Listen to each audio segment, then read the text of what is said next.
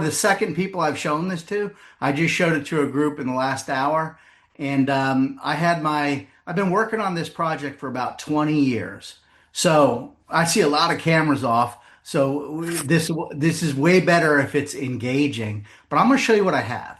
Rather than tell you what I do, I thought it'd be fun if I share with you the challenges that other people have when they come to me.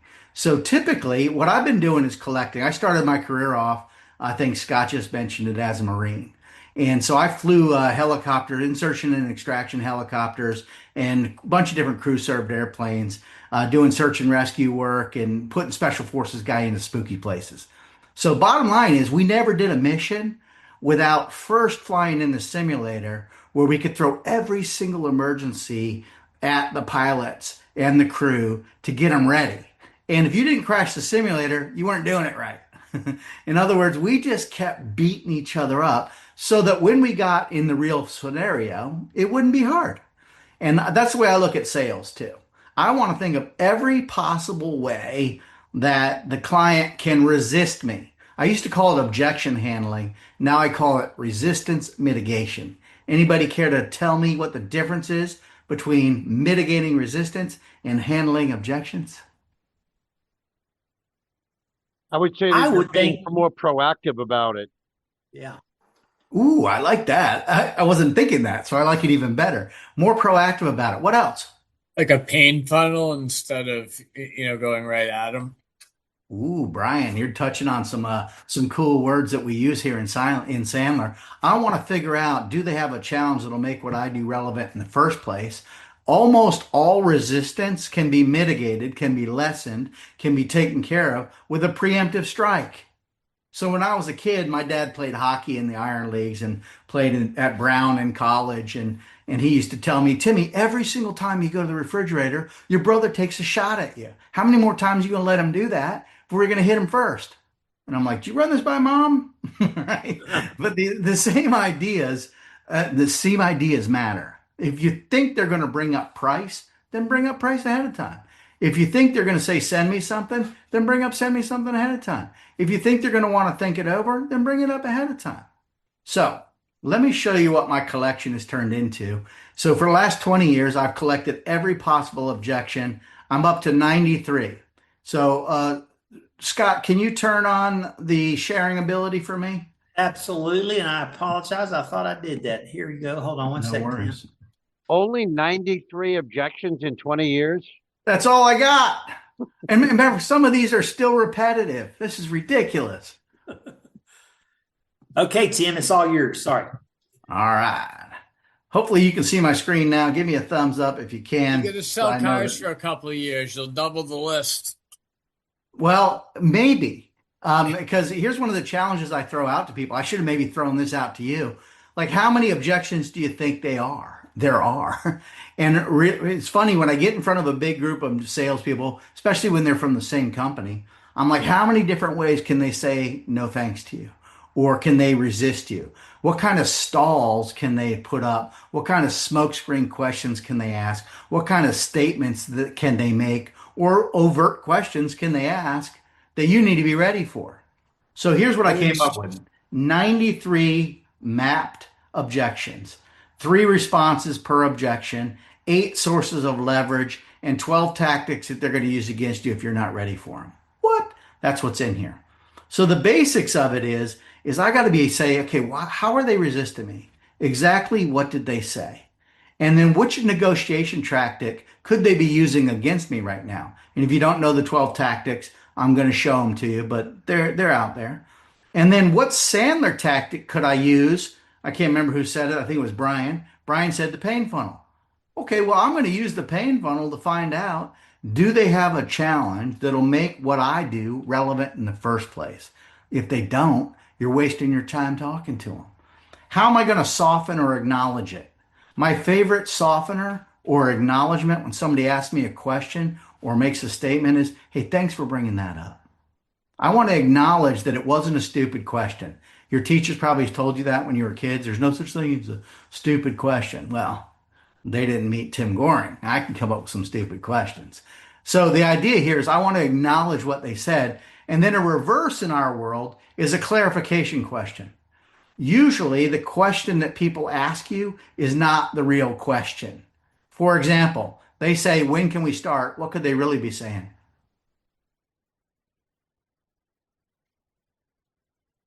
How do I buy? How do I get started? How do I get started? It might be the real question. It might be, when am I going to start seeing results? Or when am I going to be done with this project if I started it right now? How long am I going to have to do this? But we throw up these smokescreen questions because when we were little, our parents told us to do that.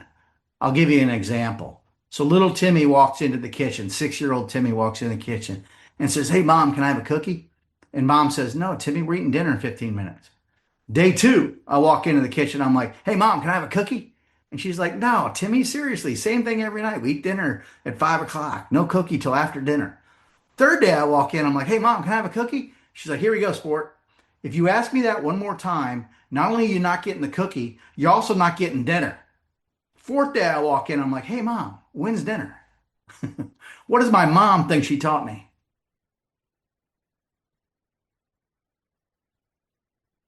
Stop asking for a cookie before dinner. That's what she thinks she taught me. But That's what she that's the really question taught you me asked. is, what's that, sir? That's the question you asked. What she thought she taught you. That's what she thought she taught me. But what she really teach me? How to manipulate getting a cookie. Right. Ask a smokescreen question first because you can't handle the truth, son. All right. So now grown up Tim, Scott says, "Timmy, you want to play poker on Friday night?" I'm like, "You bet I do. I just got to run it by my wife." Now, I don't go to my wife and be like, "Hey, I'm playing poker with Scott on Friday. Deal with it." Why not?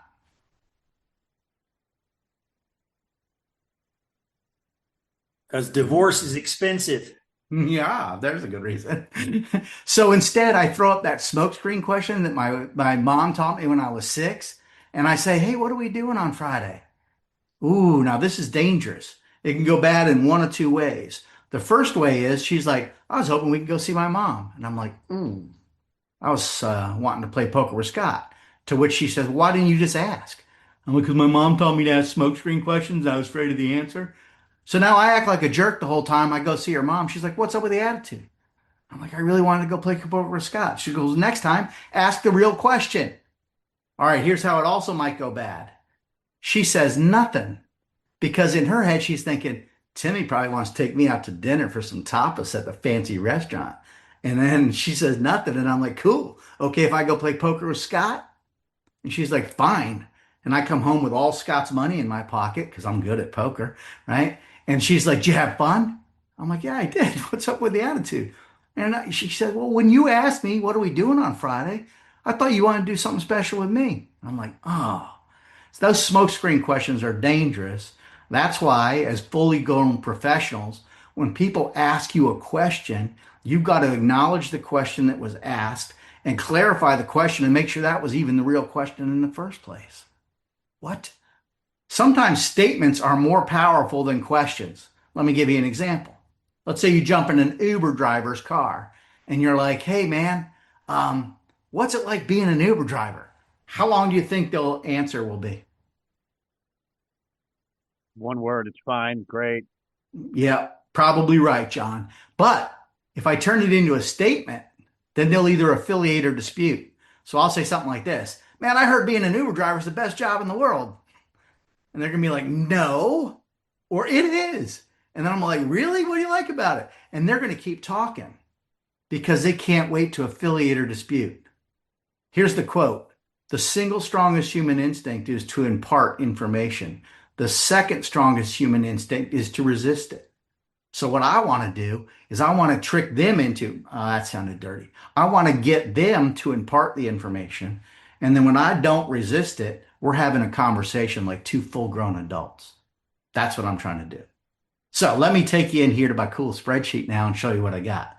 So all the tabs are under the blue. This isn't even available on the market yet. So here's the objection playbook. These are all 93 objections and they're categorized. So somebody want to give me an objection they normally get? You're trying to sell an NIA membership to somebody. What might they say? I want to talk to my wife. All right. I'm just going to put in talk. I'm not the right decision maker. We got to talk to your competitors. Let's see. Who else can I put in there? Fit and need. Let's see. Discuss it with others. Let's put in discuss.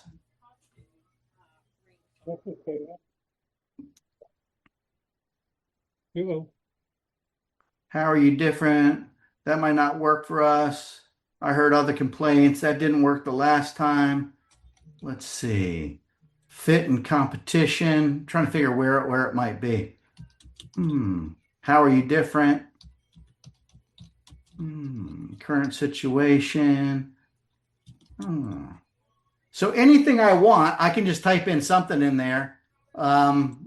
Competition, for example. I got to talk to your competitors, or your competition seems to have it cheaper. Everything I could think of is in here. I can't find that exact one. I'm kind of bummed out. Let's see. How are you different? Give it to me again. To talk to my boss. Need to talk to significant other. Boss. Let's see if that works. I know I have one in here for it. I'm just trying to think of what the prompt needs to be. I need more information. I need to do that, or the other thing before it happens. I need to sleep on it. That's a good one. I need to sleep on it. So when you click on it, it'll give you what technique we have in the Sandler system that could have prevented it. And then how do I soften and reverse it? Or how can I negative reverse it? Whose account? I don't know. It was just sitting like they didn't have no. Give me 1 second. If everyone would mute their screen, please. Look, please mute. Yes, it was way I behind the understand. curtain. If we don't know who's Sorry, in it. Tim. I've just muted everyone. Sorry, Tim. Now you got to come off mute. Tim, you have to come off mute. It's nice to have that power, isn't it, to mute everybody? Yeah, sorry I about wish that. you could unmute them too, because that's the hardest thing for people is once they're muted, they have a hard time finding that unmute button. All right, so here we are in the technique section. Every technique that we talk about, the soften and reverse, here's all my softeners. I appreciate you bringing that up. Gosh, that makes sense. That sounds important. That's a valid question. And there's some examples of ways that you can reverse it or clarify it with a question. Here's one of my favorite techniques for handling every single objection is called feel, felt, found. I'm not sure who invented this. I tried Googling it to give them credit for it, but here's what feel, felt, found looks like. Man, I can't imagine how you must feel. Help me understand what's going on here. Consensus. You're not the only one that's felt that way. And then what we found is, or, hey, would you be open-minded to a story about what worked for others? So I can use any of these techniques. Once you get good at it, here's one of the things I love doing in training is you just spin my roulette wheel. What? And when it stops, this will change. Ooh, we're happy with our current situation. Great. How are you going to handle it? So that you can get good at all 93 objections out of order, out of sequence.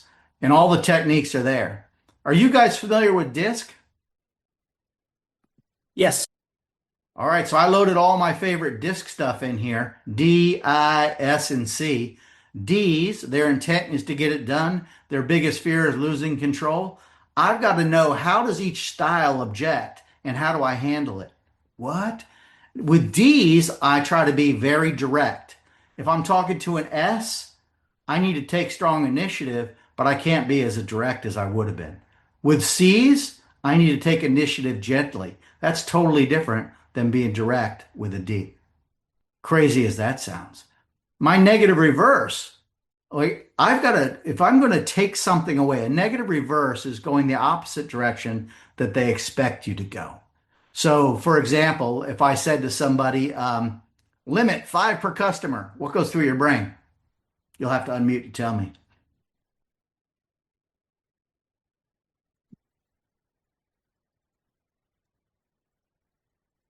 They're saying got it, that to create urgency. Ooh, it does create urgency because when I restrict somebody's freedom, they're going to fight to restore it. So when I say limit 5 per customer, they immediately think, well, how do I get 6? Which is weirdly what I wanted them to think. If I use this on my kids and I'm like, hey, your mom's always talking about wearing seatbelts. Why do you think she does that? And the look on my face is struggling on purpose.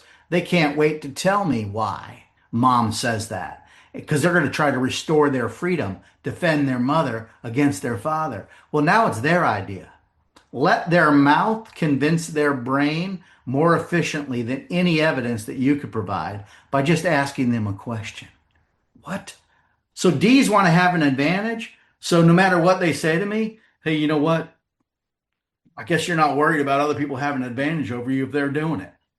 With an I, they've got different fears. They don't want to be ignored. They want the recognition.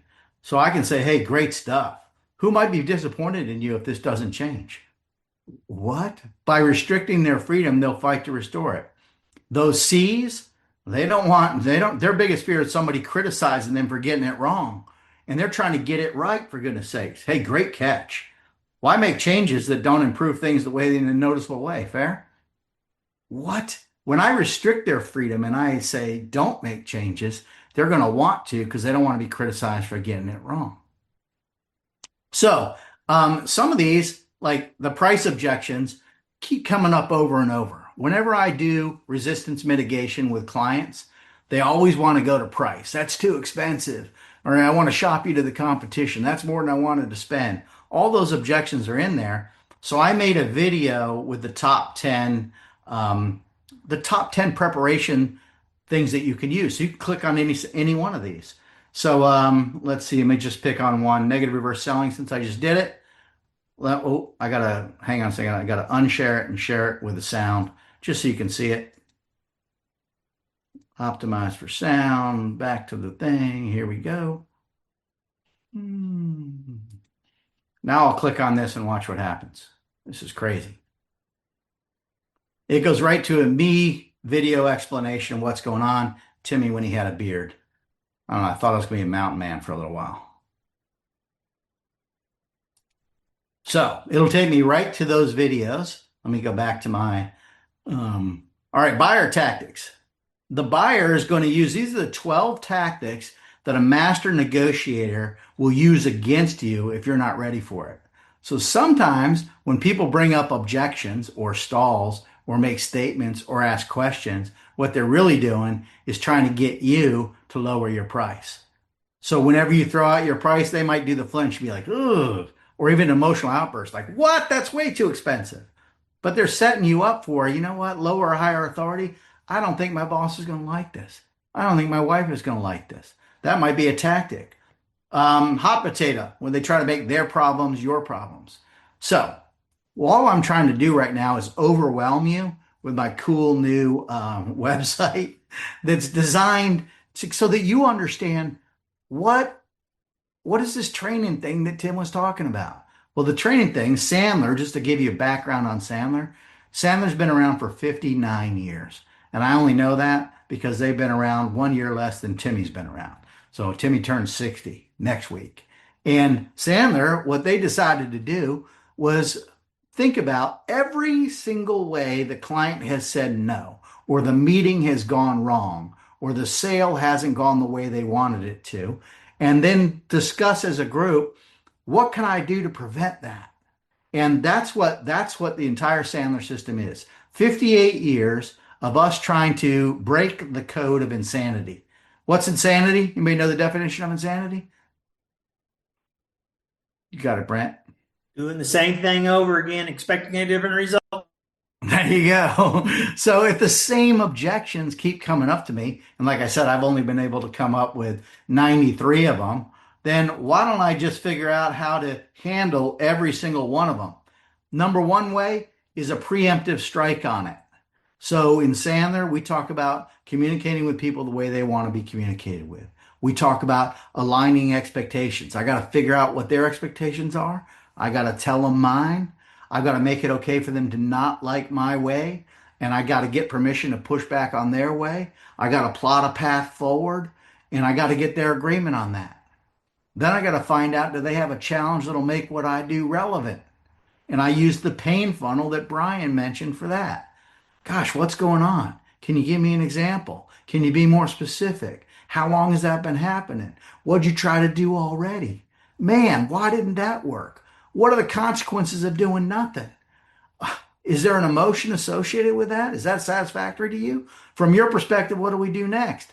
And when I know my next 9 questions, I can head off almost all of the bad stuff that can happen to me ahead of time.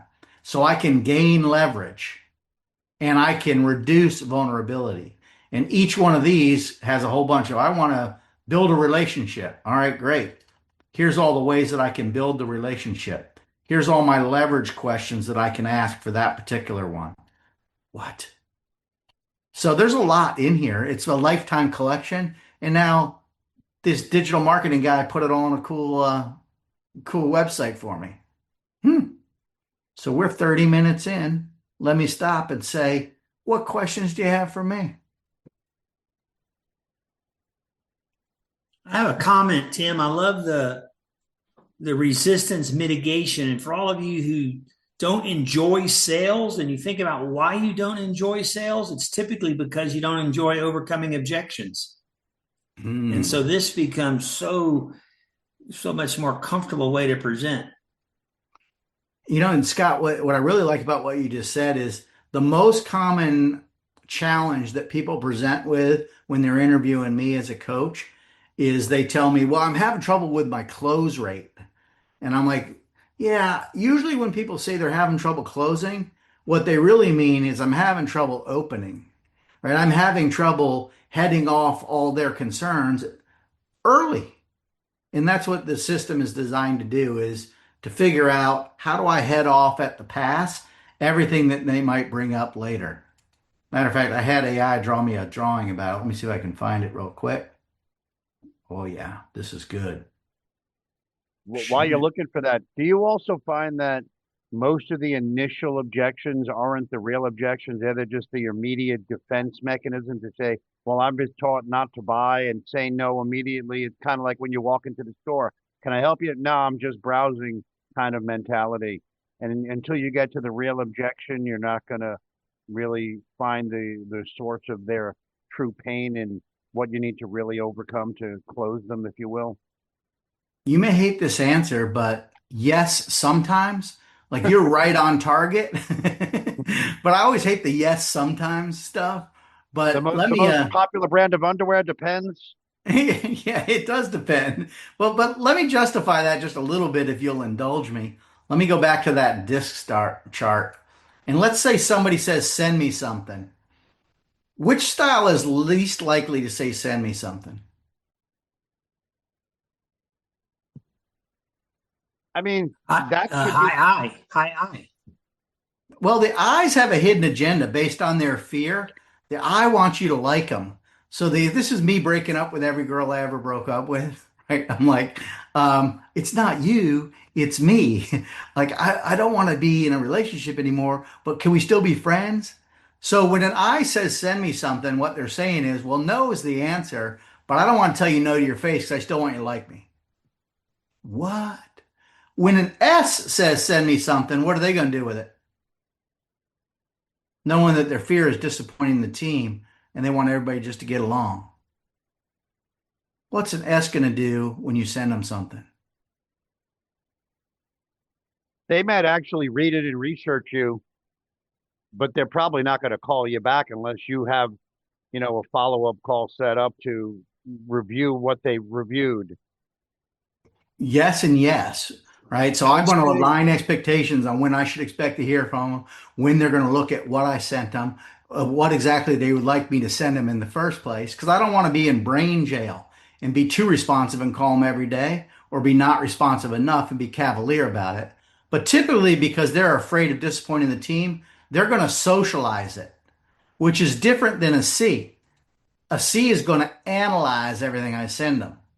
And the answer to my trick question was the D's aren't going to say, send me something. What are they going to say instead?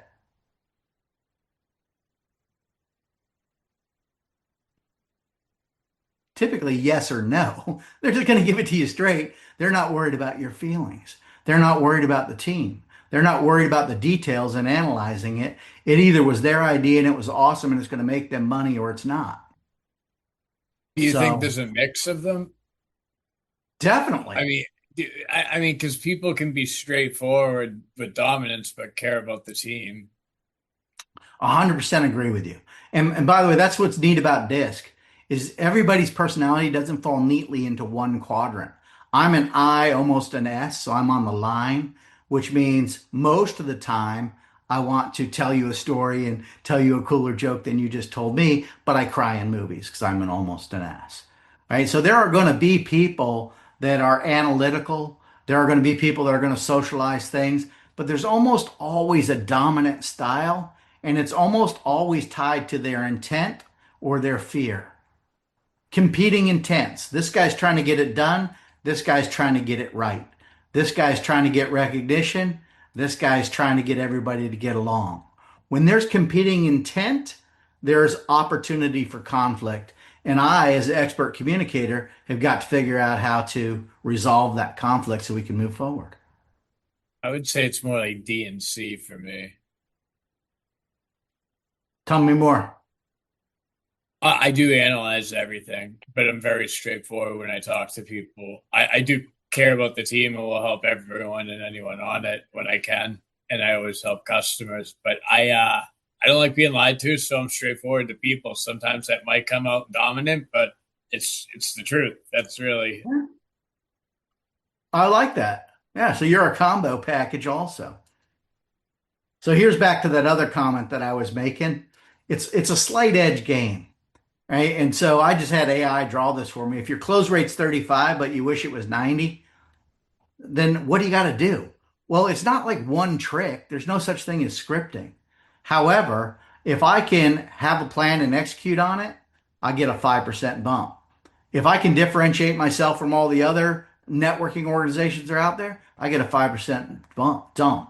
If I can modify my communication style for their disc communication style, I get a 5% bump. If I can align expectations on everything, 5%. If I can figure out their reasons for networking, 5%.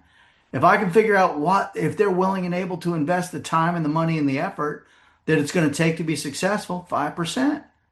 If I can figure out how they make decisions, 5%. And so I guess what I'm trying to do is overwhelm you with how much information there is to know so that if you're thirsty enough and you want to see more, you'll engage either with the Sandler AI role play coach that NIA is using or with training with me. I do this every Tuesday at 10 o'clock Eastern via Zoom with about 40 or 50 professionals on there. You can check one out for free if you want to. And if you want to engage, we'll talk about it. Depending on how big your organization is and how big your problems are, you may sign up for a little bit, or you may just decide, heck, I'm going to read the book. I don't mind telling people you can get all this out of a book. And here's why I don't mind. Information and education is never going to yield transformation without application and modification. In other words, you got to try it in Timmy's little simulator that he built for objection handling and resistance mitigation. You got to try it until it breaks in an environment where it's safe to do so before you get into a live fire exercise with clients and prospective clients. They're going to spend time and money and effort with you if you're worth it. Tim, do me a favor. Stop for a second and type in the chat exactly where they would go to experience, because these are business owners from all over the country who obviously rely on their skills to sell, to eat, and to grow their enterprises. So take a second and put that in the chat so everyone will know where to go to get this experience, please. So the first thing I just put in their chat is my calendar link. So you can schedule time with me via Zoom or via phone call to have a conversation with me about what your unique challenges are and what I do, any questions that you have. If you want to witness one, what I would ask you to do is email me first and let me know that you're coming. And the reason I say that, and I put my email in there, is so that I can prepare you with what we're going to be talking about that week. And if I'm not the presenter, I may say, hey, look, one of my team members is presenting. Because the way we do it is we have a bunch of different people that are presenting. We'll introduce a topic like aligning expectations at the beginning of a discovery call. And then after we've outlined it, we'll go into a series of breakout rooms where you can apply these new skills with other professionals. And one of my people will be in there. So if I'm not presenting, that's great. If you want to see the schedule, that's what I just put in there now. I'm using text replacement shortcuts, by the way. You didn't think I was just typing this stuff, did you? I'm just hyper organized. There's no way I'm going to type it twice if I can type it once. So what you see there is a link to the calendar, the sales mastery Eastern time, 10 o'clock to 11:30 every Tuesday morning.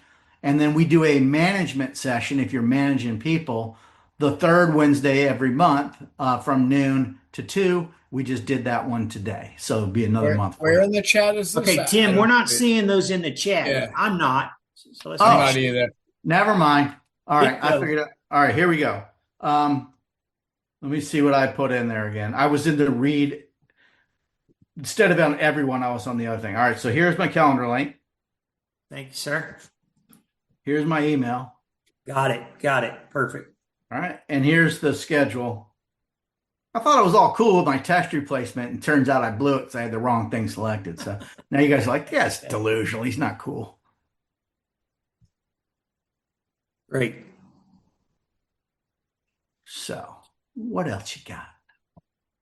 Who's got questions? I figured I'd make it a little bit different than the last time, Scott, but still challenge oriented, just with a new tool. That's not even, by the way, Sandler hasn't even approved this yet. They haven't even seen it. When they see it, their heads are going to explode because there's a lot of proprietary content that this guy literally put in there in a day. I don't know how he did it.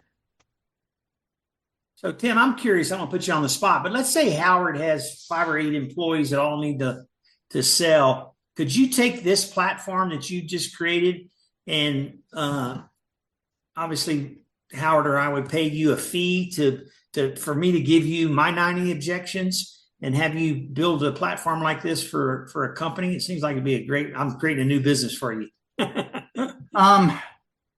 Everybody wants the shortcut, Scott, and here's the format in my mind. So the short answer is you can buy the book. You can't teach a kid to ride a bike in a seminar. Boom, there's the whole thing. The entire Sandler system is in that book. If I was going to be an NIA person, the book I would read is called Selling Professional Services the Sandler Way. And that book is an adaptation of the Sandler system for professional services, which is what I'd put you all in. Professionals networking together. So you can get a lot of information through reading. So here's the problem with objection handling is if you prevent the objections from coming up in the first place, then you're never going to have to do that. So if I don't give somebody the benefit of aligning expectations with an upfront contract, and I use a little jingle.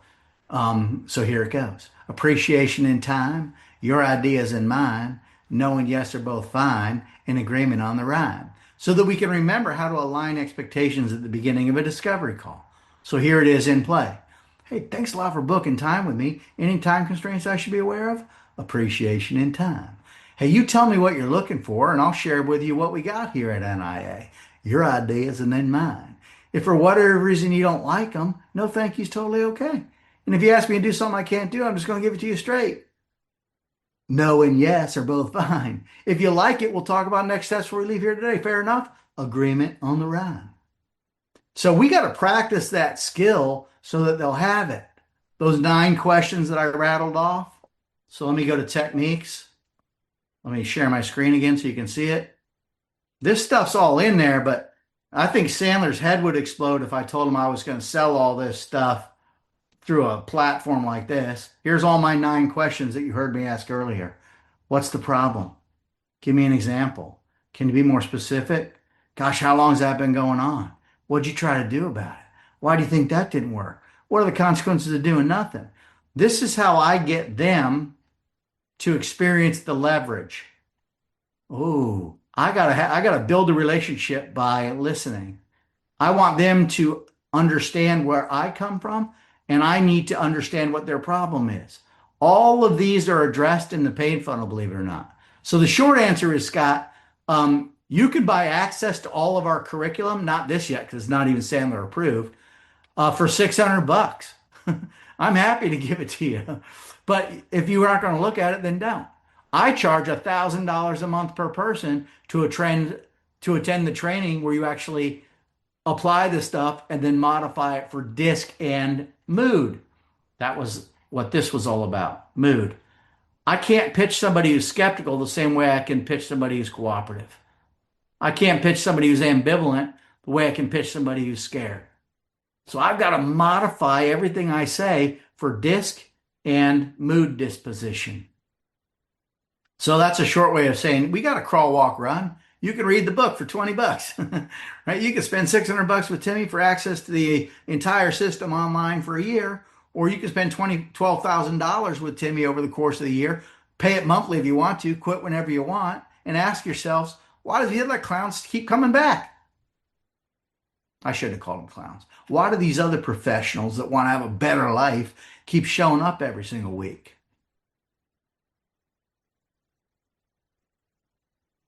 That answer your question or feel like a dodge? No, man, you answered it. Okay. Other questions? Anything?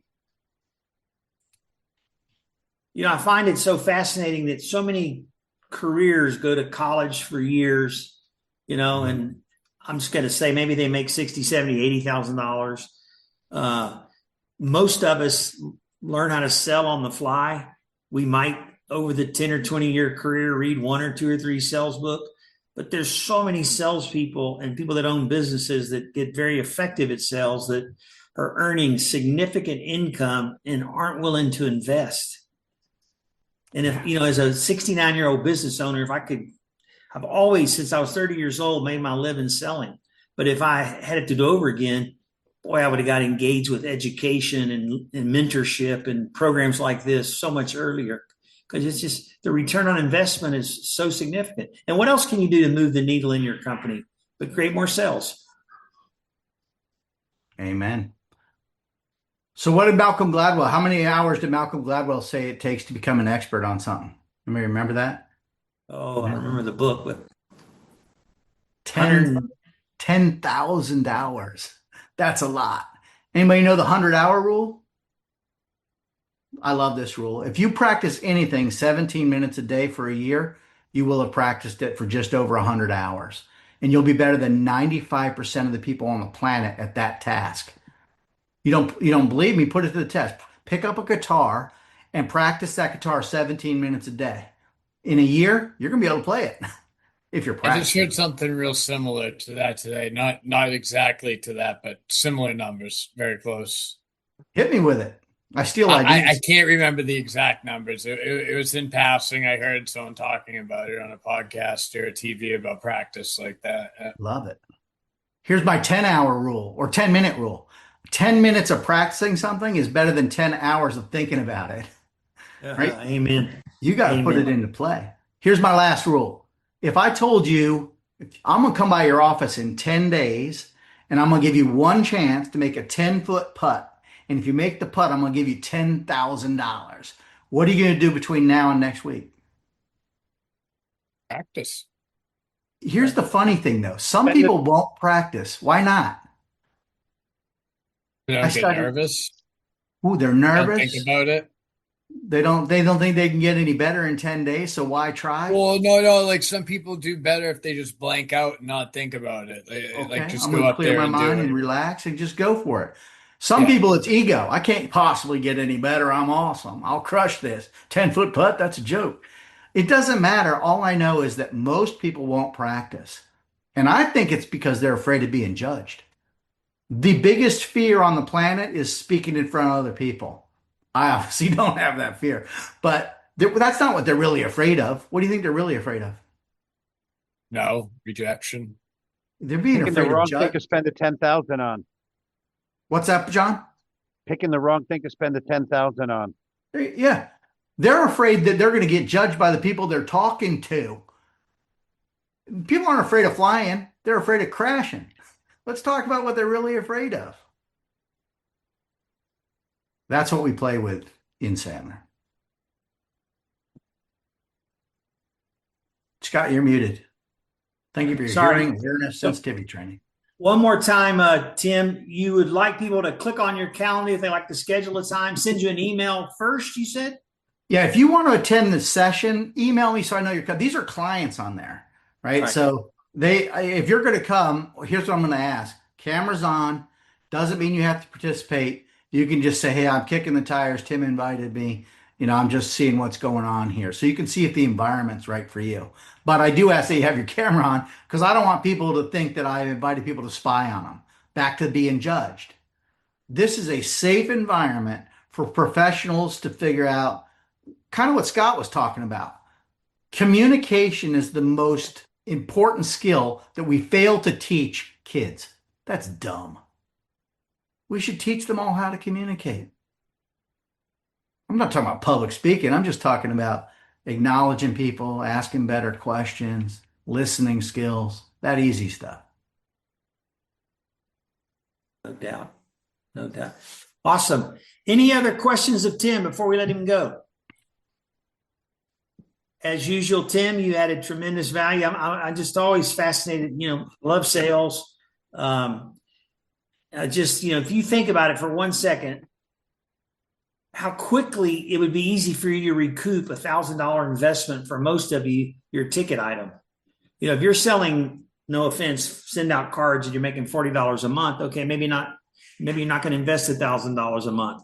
But for most of us that run a business, the investment pays off so quickly. So I hope you'll take a look at his offer to visit, click on the little schedule there and make that happen. Tim, we always appreciate you. Thank you so much. Thank you all for taking time out to join us, and we will see you next month. Thanks, Tim. You betcha.